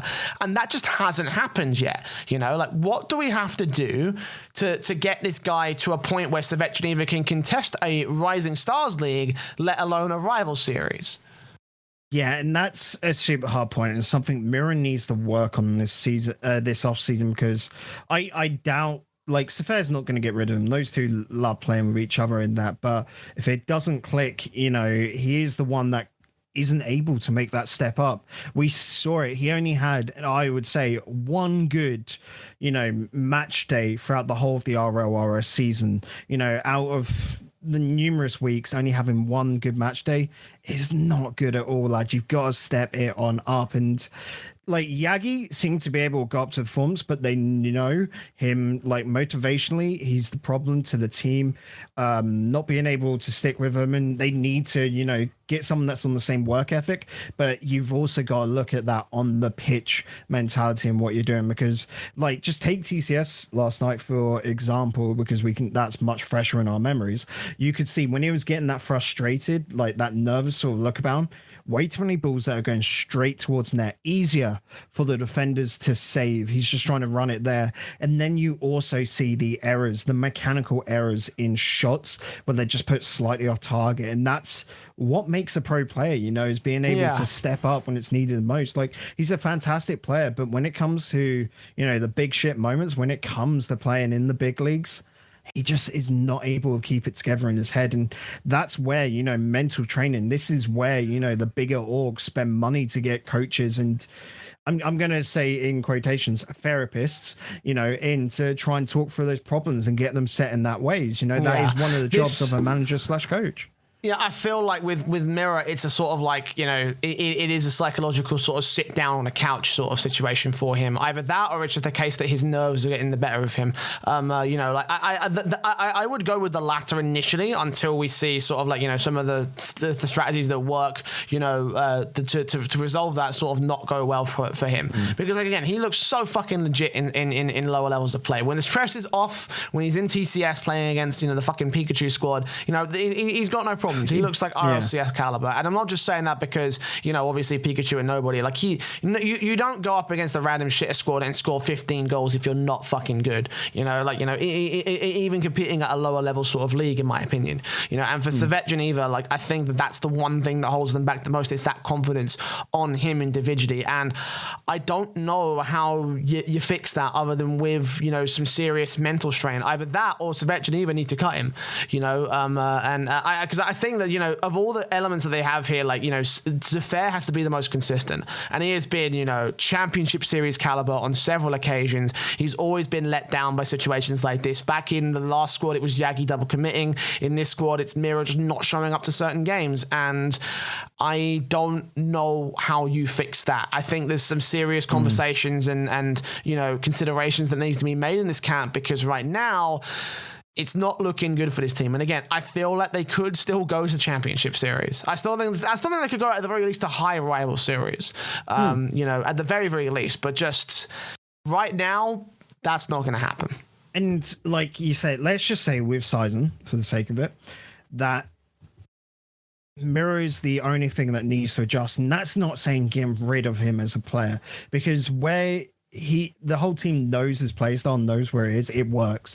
It is just that you've got to work on the mental, work on those nerves, and that is by far the hardest area any player can work on, because naturally, you know, you're working with your head, you're working mentally and, well, emotionally to some degree, and that's harsh. That's why we said, like, you know, quote unquote therapist. And it just comes down to, like, when we saw them going into the season after that first week, and, you know, we thought it would just be a case of, yeah, they're going to be absolutely shit for the first 2, maybe 3 weeks, because we knew it was a problem. But we thought, you know, with time, you just get used to it. The pressure starts to go away, but it just didn't. So what do you do in this off season when realistically for Mira, if it doesn't get fixed, it's never going to get fixed? You know, like, if you're not actively going to try and seek the help that you need, it's not just going to go away on its own if it hasn't gone away on its own by, let's say, play-ins next season. And this is a glaring issue. It absolutely is, and I don't know. I think that, again, we need to consider some serious things in respect to Servette Geneva and their current placing right now. But I think we've talked about this team enough. Let's move on and talk about WithMYBoyz. Obviously, this ex-Epsilon side, you would have known them as Epsilon playing in the in Star League, and here in the playoffs they have moved away from that organization. They're playing with WithMYBoyz. It is the same team, except instead of Dementia being the third, Milo is the third. Now, I want to start with him because we have seen him in some of the Baguette, Nice Cactus Weeklies and the Nice Cactus Star Cups, and he's been pretty impressive here. I have to say, if there was another player I had to pick in that mailbag question, it probably would be him to be a highlight man to see my eyes on. Yeah. But just, pick out Milo because then, Space Knights weren't able to beat out Servette Geneva, so they're not going to be making it on through. But yeah, Milo has been showing some good stuff. But it's just a very weird thing, of course. Epsilon not sticking with the team. Going back to the WithMYBoyz name, which Fake Out has used for ages now, of course. And it just comes down to this is a very interesting combination. And I mean, if they do use the Mensa as a sub, like this for me feels like why not just throw it all together? A 4-man squad that can change up on the day, and all 4 fantastic players. They do work together, but just, keep maybe alliterating. Maybe Fake Out, play with Milo and Demensa instead of Econ for 1 week.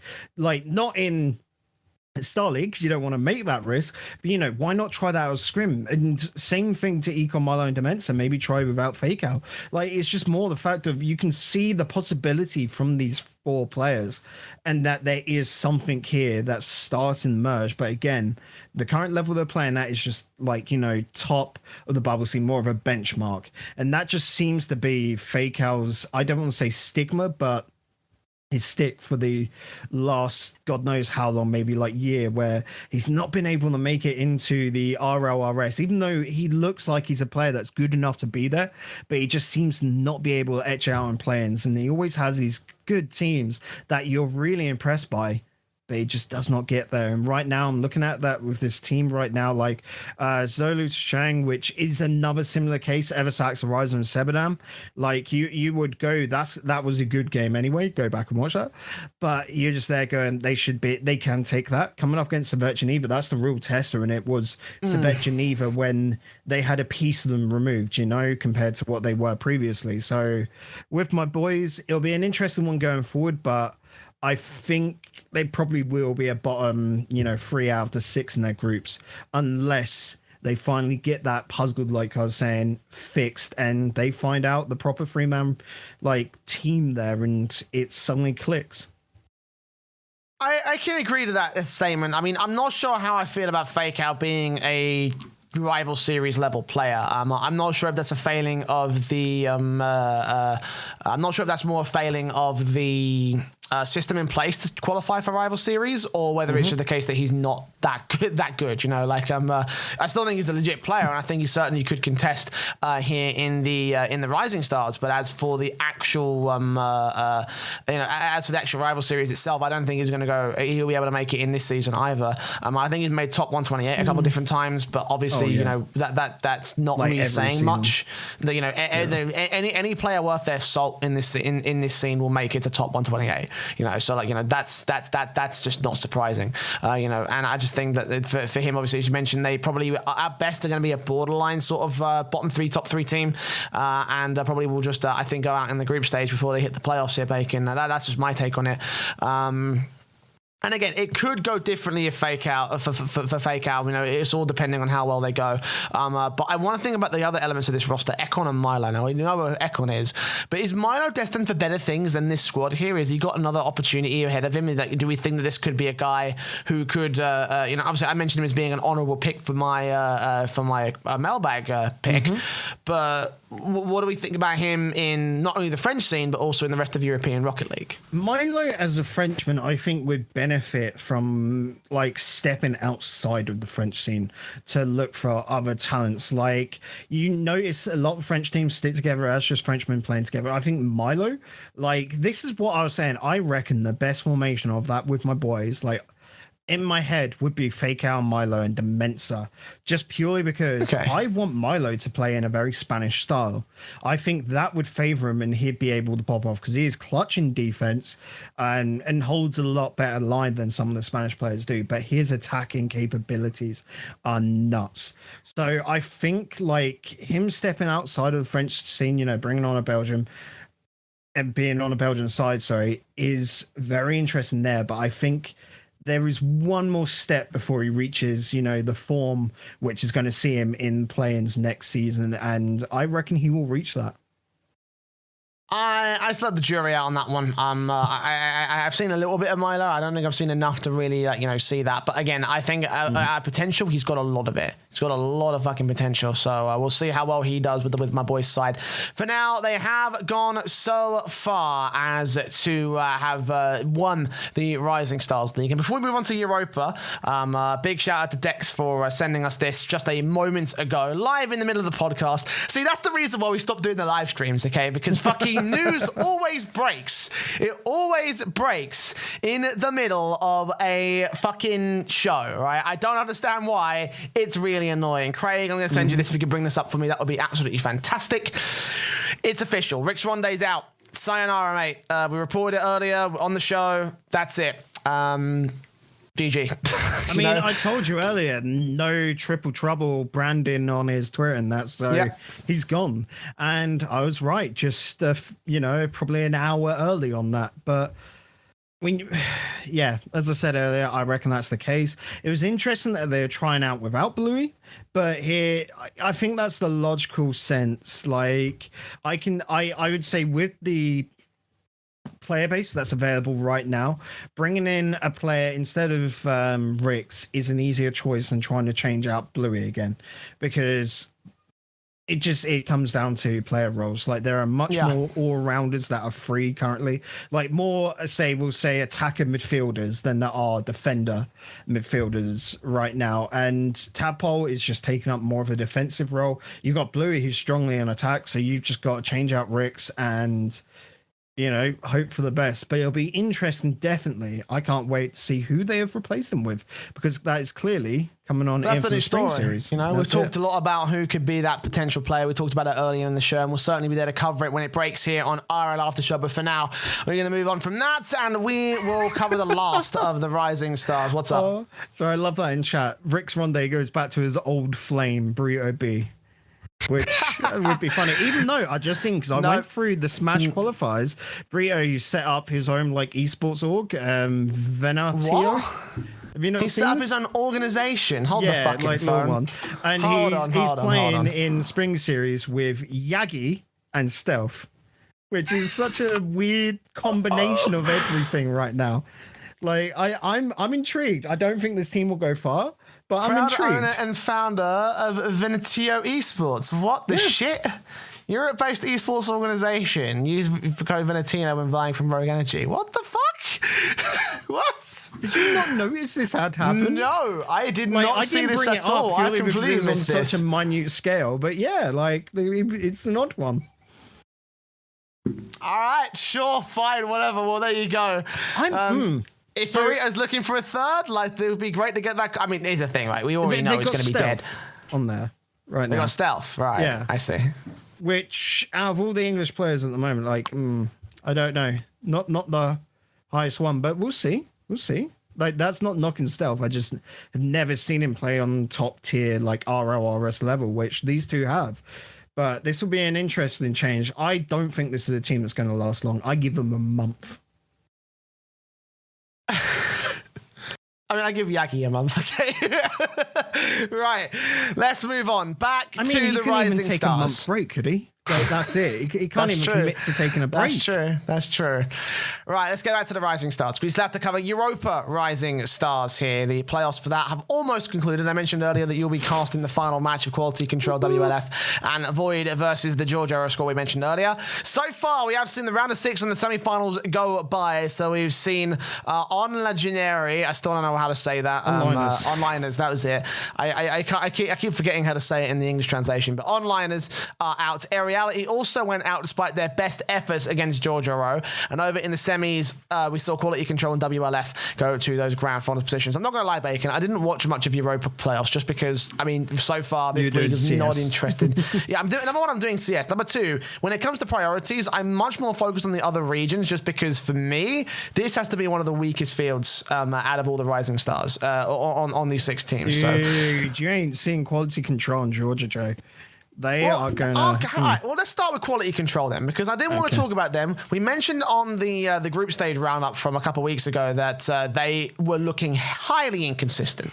Highly inconsistent, and with some serious issues that could limit the potential of this squad. I realized that they got a 4-0 against the Void side, and yes, it did look pretty confident, but can they really go that far? Can they really go ahead and beat WLF and then make a run in Superstar League?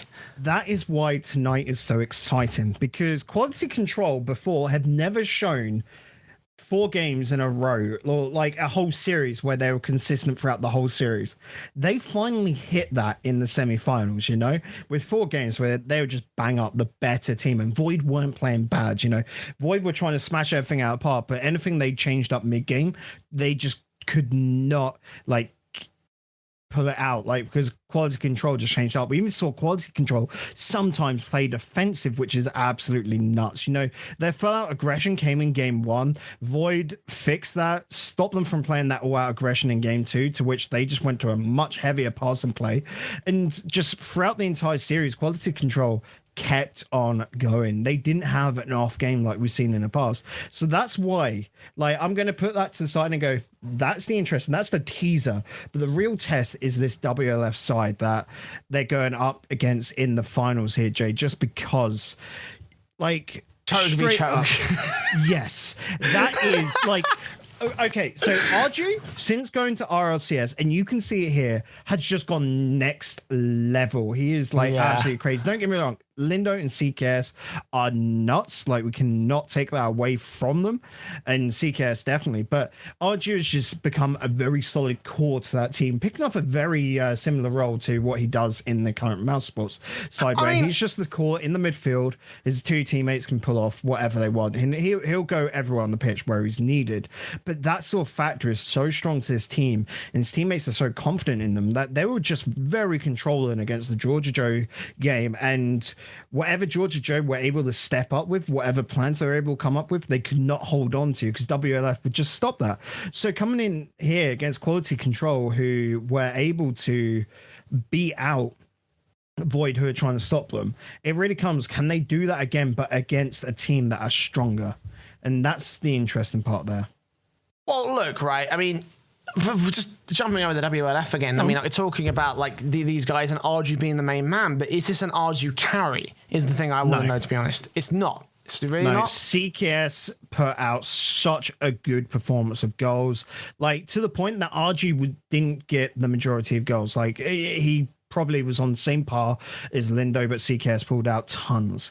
Like, he's not carrying, like, what you would expect in a lower quality league. Like, if you saw, let's just say, Astral or Kader, Fairy Peak, whatever, step into a league like this, you'd expect them just to be banging out goals, you know, personally beating out every single player. But Arju's not doing that, mainly because he's just having to step on back. He knows that his place within his team has not changed at all, and he's just got to be that center, you know, crucial anchor point to the team. And that, for me, where he's just like sort of fixed a lot of mistakes, he's still making the occasional mistake. I think across the series he made about 4 like open mistakes, but his teammates knew they were coming on in, were able to, you know, fix that. It shows the whole team as a unit is playing very well, but I would still put Quality Control to beat them out.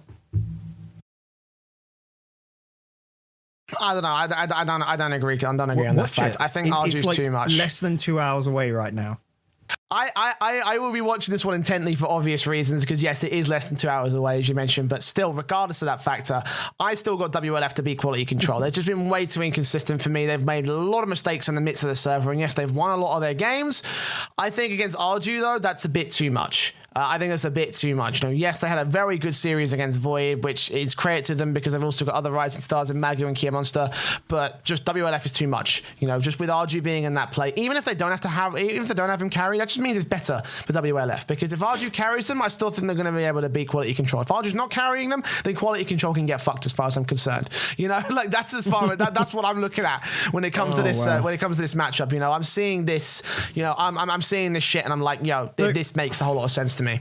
My only caveat right now is quality control, knowing the players could look at this and go, there's no money on the line because the Europa Stars is the only one, like the only qualifying path as such that has no money into it. So they turn up tonight and just go, let's fucking just have fun. Let's piss about, on the pitch, which knowing those three lads, I wouldn't be surprised. Right, remember what happened with Esper, boys, okay? Just saying. I'm just saying.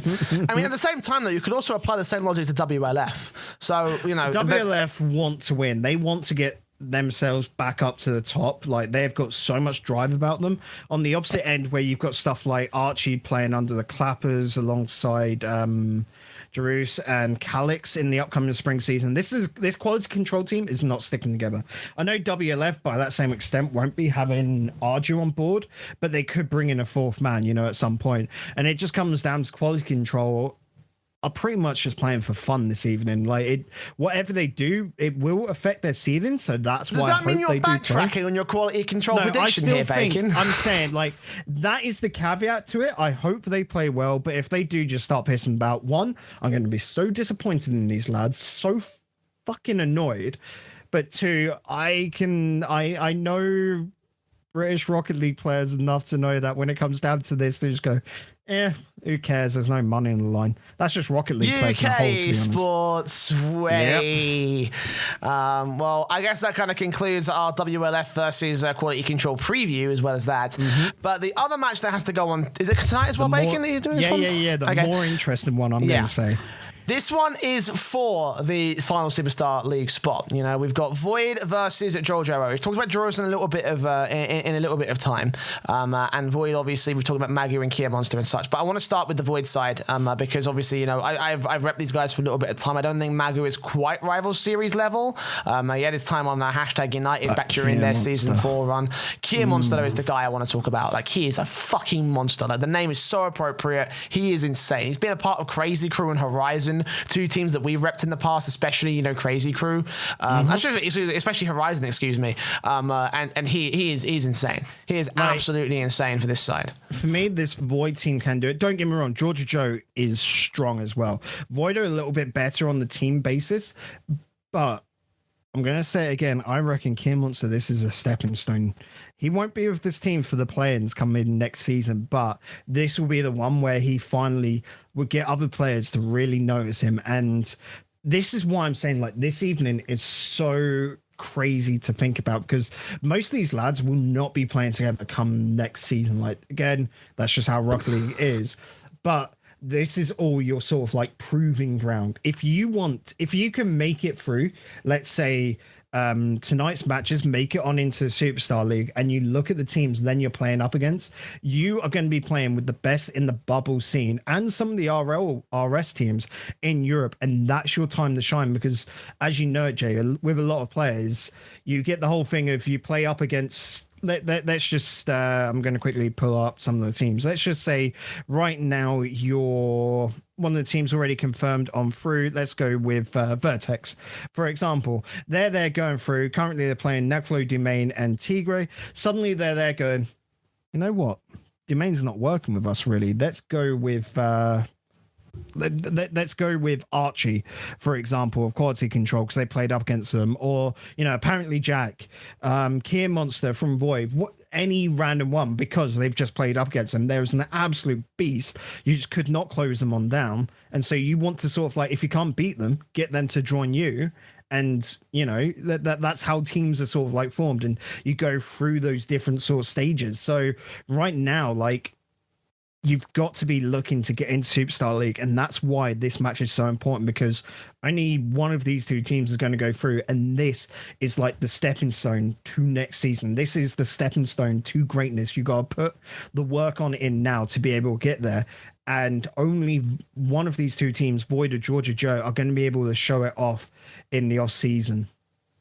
Well, let's talk about potential on the other side here, because obviously, JorJaJo has, obviously a triple trouble tryout on their side.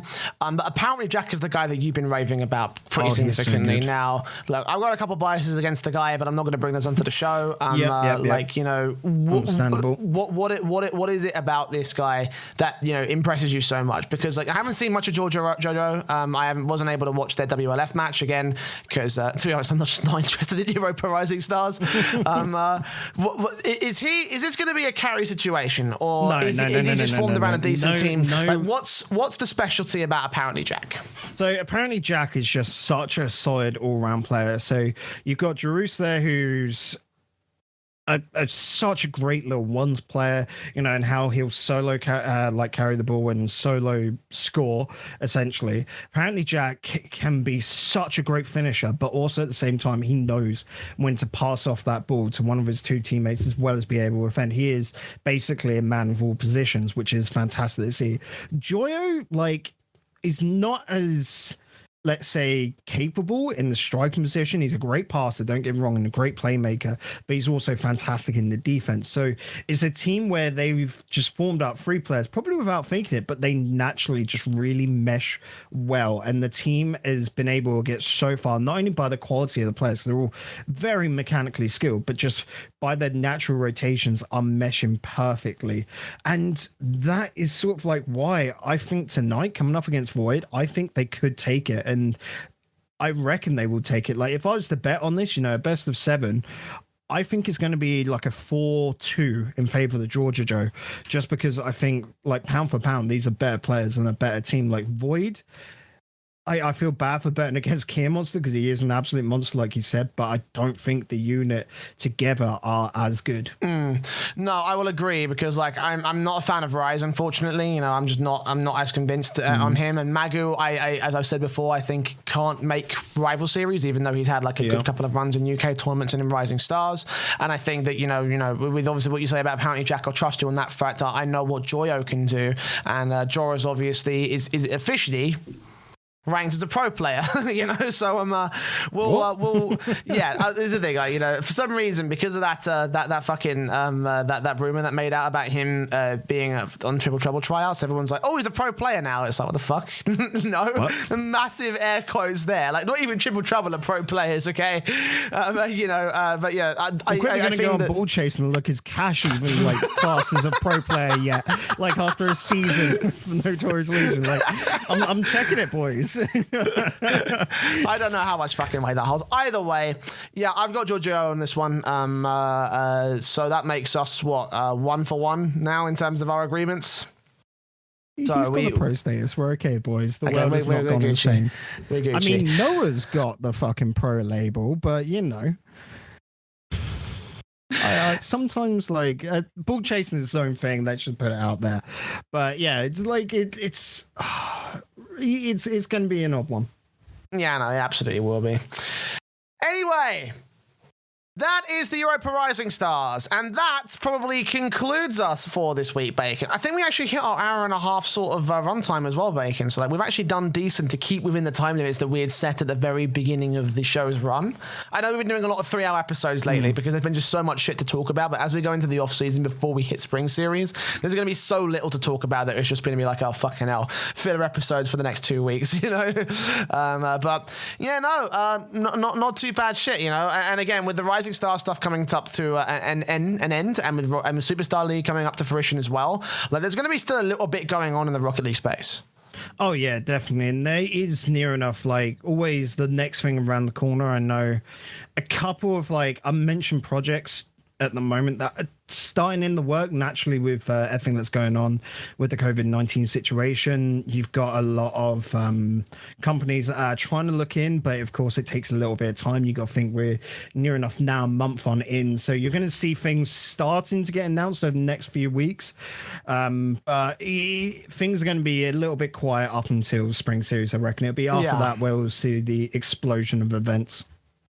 We will be bringing to you all of the details of Superstar League when that goes live. Obviously, tonight we have got the Rising Stars stuff, and Superstar League is set to begin on the 5th of May. So there's still going to be a little bit of time before then. I think we'll start digging into some of our feature conversations, Bacon.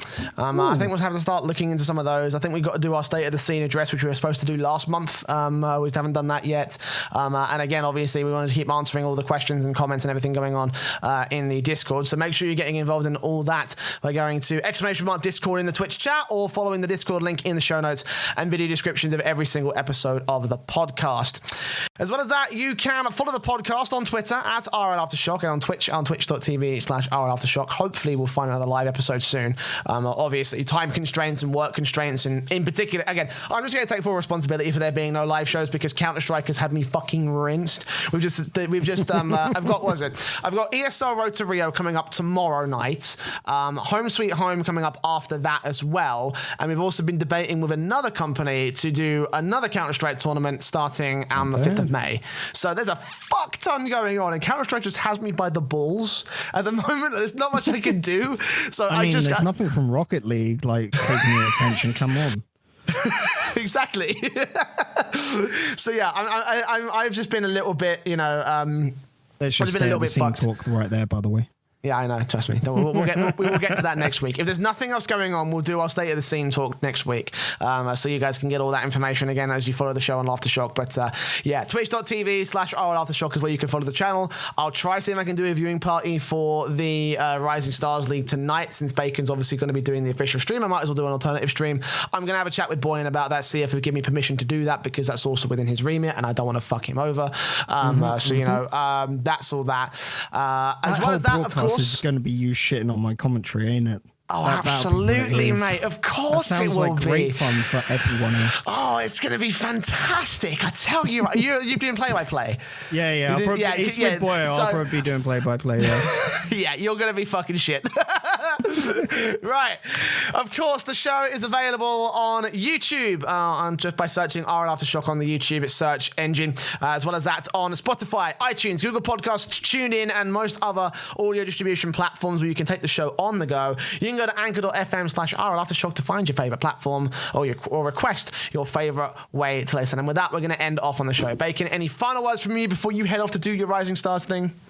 Not really. Just, chill. Come tune in later. It's a boring one this week, Jay. I don't really have anything to really point on out, mainly because, I've been sucked up by the Switch, Animal Crossing. It's to the point now, actually, where I've played more Rocket League on the Switch than I have played on PC. This might have been just, I lost my teammate and Danny Boy. We had that really horrible breakup, but I've just been playing, the Switch, and